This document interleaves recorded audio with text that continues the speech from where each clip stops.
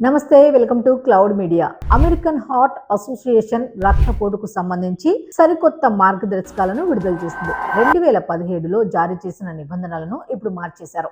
ఆధునిక జీవనశైలి, ఒత్తిడి కారణంగా అధిక రక్తపోటుతో బాధపడే వారి సంఖ్య రోజు రోజుకు పెరుగుతోంది. ఇది గుండె, మెదడుతో పాటు శరీరంలోని అనేక కీలక అవయవాలపై తీవ్ర ప్రభావం చూపుతుంది. స్ట్రోక్, గుండెపోటు వంటి తీవ్రమైన సమస్యలకు దారితీస్తుంది.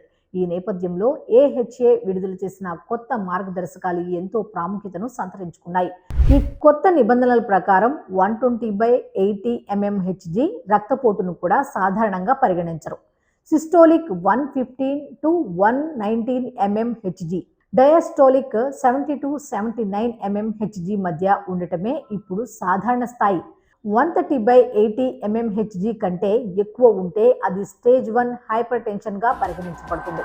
మీ ఆరోగ్యాన్ని కాపాడుకోవటానికి ఈ కొత్త మార్గదర్శకాలను అర్థం చేసుకోవటం, తదనుగుణంగా జీవనశైలిలో మార్పులు చేసుకోవడం అత్యవసరం. అధిక రక్తపోటును సకాలంలో నియంత్రించడం ద్వారా అనేక తీవ్రమైన వ్యాధులను నివారించవచ్చు.